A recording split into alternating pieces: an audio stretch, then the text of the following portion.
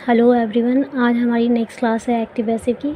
इससे पहली क्लास में मैंने आप लोगों को अफर्मेटिव सेंटेंस बताए थे कि एक्टिव से पैसिव में अफर्मेटिव सेंटेंस कैसे बनाया जाता है, और मैंने आपको होमवर्क भी दिया था। तो उस होमवर्क का जो सॉल्यूशन है वो मैं इस वीडियो के लास्ट में आपको बताऊंगी। तो आज हम नेक्स्ट टॉपिक अपना देखते हैं एक्टिव पैसिव में नेगेटिव सेंटेंस।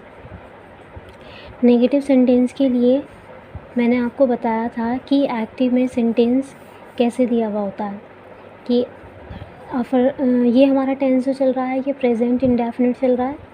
इससे पहली वाली क्लास में भी हम लोगों ने प्रेजेंट इंडेफिनिट टेंस ही किया था।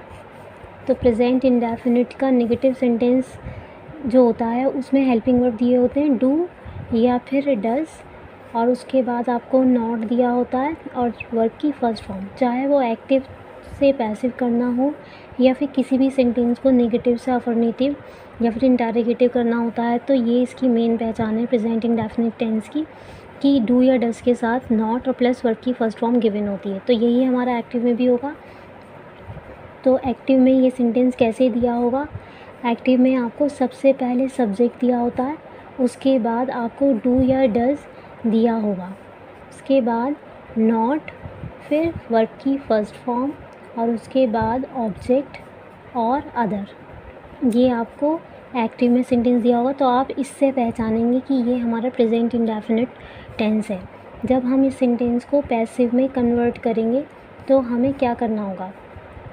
पैसिव में कन्वर्ट करने के लिए रूल हमें याद ही है कि एक्टिव से पैसिव बनाते वक्त हमें क्या रूल सबसे पहले अप्लाई करना होता है? सब्जेक्ट की जगह ऑब्जेक्ट। तो ये जो ऑब्जेक्ट है ये आपका आ जाएगा सबसे पहले, यानी कि सबसे पहले आपका आ जाएगा ऑब्जेक्ट। उसके बाद हेल्पिंग वर्ब आपका यूज़ होगा यहाँ इज़, एम और आर। ये याद रखिएगा कि डू या डज हेल्पिंग वर्ब यूज़ नहीं होंगे, डू या डज कट जाएंगे और उसकी जगह क्या यूज़ होगा? Is, am, are. Is, am, are object के अकॉर्डिंग ही यूज़ होगा। अगर ऑब्जेक्ट एक है तो इज़, अगर ऑब्जेक्ट आई है तो यहाँ एम यूज़ होगा, और अगर ऑब्जेक्ट जो है आपके बहुत सारा है, कुछ भी प्लूरल में दे रखा है, तो वहाँ पर आर यूज़ हो जाएगा।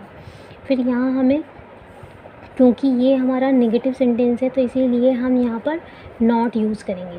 फिर आपकी वर्ब की थर्ड फॉर्म लगानी है आप लोगों को। फिर बाय से हमें ऐड करना है सब्जेक्ट और अदर। ये रूल हो जाएगा आपका नेगेटिव सेंटेंस का। जैसे आपको सेंटेंस दे रखा है he does not obey his parents, जैसे ये सेंटेंस है। तो यहाँ हमें सबसे पहले क्या देखना है कि ये हमारा है सब्जेक्ट, ये हमारी पहचान आ गई डज के साथ नॉट, और ये आ गई है हमारी वर्ब की फर्स्ट फॉर्म। वर्ब के फ़ौरन बाद क्या दिया हुआ होता है? ऑब्जेक्ट। तो ऑब्जेक्ट हमें पहले लगाना होगा, यानी हिज पेरेंट्स। हिज पेरेंट्स में आप देखो एस है तो इसीलिए यहाँ आप हेल्पिंग वर्ब डज कट जाएगा। अब पेरेंट्स बहुत सारे हैं मतलब, तो यहाँ पर हम क्या यूज़ करेंगे? His parents are not. अब ओबे हमारी फर्स्ट फॉर्म है, इसी को हमें क्या करना है? Third form obeyed by him. Next sentence है you do not teach me. तो यहाँ पर आप देख रहे हो ये क्या है आपका सब्जेक्ट, ये हेल्पिंग वर्ब आ गया डू नॉट, यानी प्रेजेंट इंडेफिनिट का नेगेटिव सेंटेंस। ये आ गई आपकी वर्ब की फर्स्ट फॉर्म, और ये है ऑब्जेक्ट। तो हम सबसे पहले क्या लेंगे? ये ऑब्जेक्ट। ऑब्जेक्ट का क्या हो जाएगा? आई। मी कन्वर्ट हो जाएगा आई में, डू कैंसिल हो जाएगा और डू की जगह क्या आएगा? एम, क्योंकि मैंने अभी आपको बताया था कि एम जो यूज़ होता है अगर ऑब्जेक्ट आपका आई है तो ही एम यूज़ होगा। तो आई का मतलब हो गया अगर ऑब्जेक्ट में आपका मी दे रखा है तो वो सब्जेक्ट बनेगा आई और फिर आपका एम लगेगा। तो यहाँ आ जाएगा एम नॉट। टीच की थर्ड फॉर्म होती है टॉट, यहाँ आ जाएगा taught, then by plus subject. अब ये आपको रूल याद रखना है।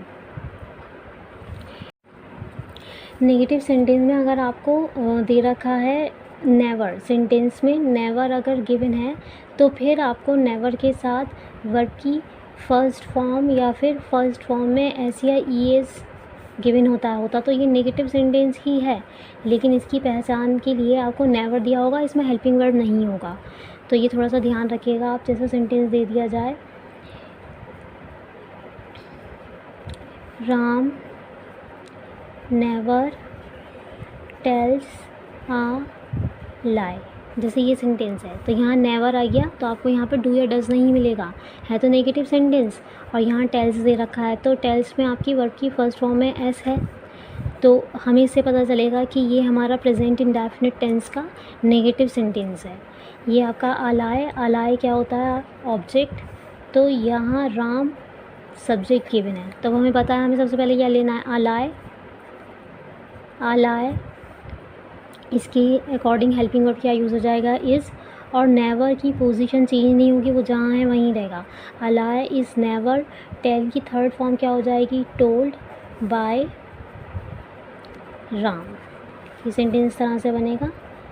एक और देख लेते हैं, she never speaks the truth. तो ये सेंटेंस कैसे बनेगा?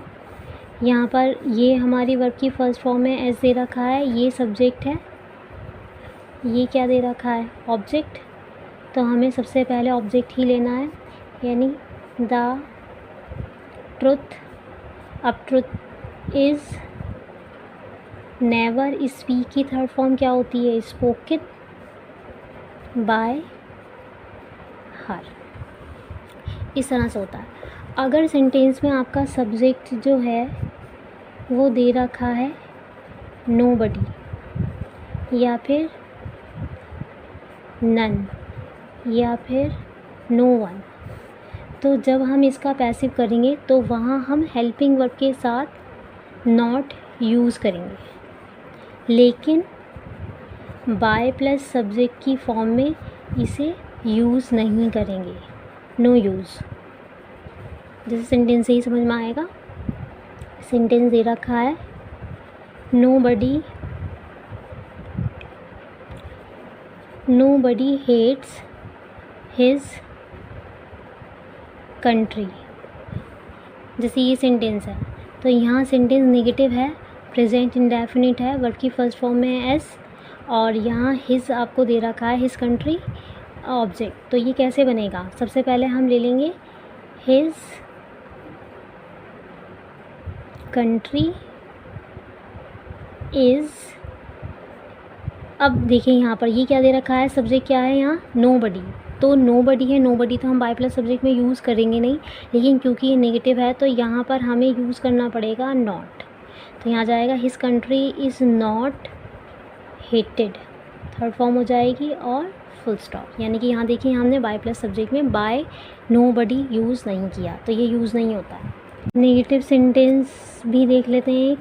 जैसे सेंटेंस दे रखा है, no one ever thinks of such a thing. जैसे इस टाइप का सा सेंटेंस है, तो इसे हम कैसे बनाएंगे? ये हमारा यहाँ ऑब्जेक्ट है, ये हमारा सब्जेक्ट है, और ये हमारी वर्ब की फर्स्ट फॉर्म में एस। तो सच आई थिंक आप देख रहे हैं ना, इसमें नेगेटिव सेंटेंस है ये, तो यहाँ आ जाएगा सच आ थिंग। अब ये जो एवर है, एवर को हम नेवर में, अब हम नॉट अलग से नहीं लगाएंगे, तो हम एवर को ही नेवर में चेंज कर देंगे, और हेल्पिंग वर्ब के according such a thing is never. ये सेंटेंस तरह से हो जाएगा, such a thing is never thought of. ये सेंटेंस तरह से बनेगा।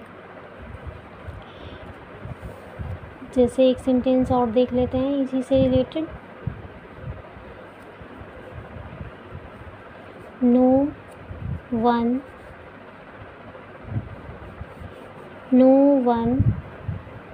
Ever thinks of such hardships, such hardships। तो इसमें भी सेंटेंस में ये आ जाएगा ऑब्जेक्ट, ये है सब्जेक्ट और ये वर्ब की फर्स्ट फॉर्म में एस। तो ये सेंटेंस बन जाएगा सच हार्डशिप्स आर, एवर चेंज हो जाएगा नेवर में, नेवर थॉट ऑफ। तो यहाँ तक हमारे नेगेटिव और अफर्मेटिव और नेगेटिव सेंटेंस है। ये वीडियो में सॉल्यूशन है लास्ट वीडियो का जो मैंने आपको होमवर्क दिया था, तो आप लोग इसको मैच कर लीजिएगा। और आपको मेरी वीडियो कैसी लगी बताइए, कमेंट कीजिए, लाइक कीजिए और जितना ज़्यादा से ज़्यादा हो सके सब्सक्राइब कीजिए, शेयर कीजिए इस वीडियो को। Thank you, happy learning. ये वीडियो में सॉल्यूशन है लास्ट वीडियो।